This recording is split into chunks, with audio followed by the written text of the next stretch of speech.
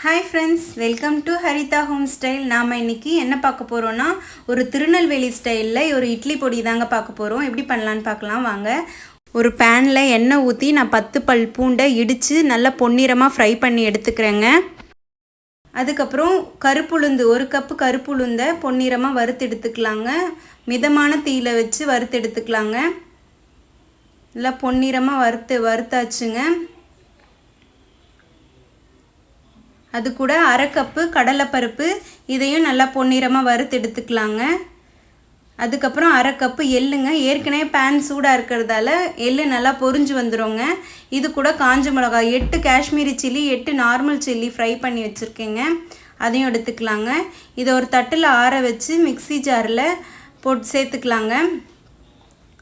இது கூட 1 table spoon கல்லுப்பும் 1 teaspoon பெருங்காயம் போட்டுக்கறேங்க.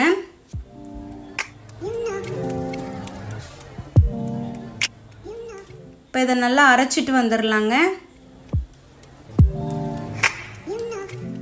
நல்லா அரைஞ்சிருச்சுங்க. இதை ஒரு தட்டில் ஆற வச்சு ஒரு ஹேர் டைட் கண்டெய்னரில் ஸ்டோர் பண்ணி வச்சுக்கலாங்க. இதை பொடி தோசை, பொடி இட்லி, கல் தோசை எல்லாத்துக்குமே நல்லா இருக்குங்க. ஆனால் நான் இன்னைக்கு இது குழி பணியாரத்தோட தாங்க சாப்பிட போகிறேன்.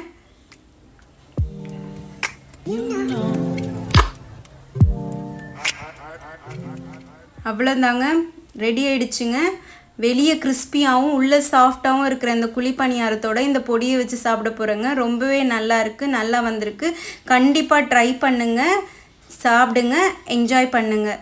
Thank you friends, bye. I begin to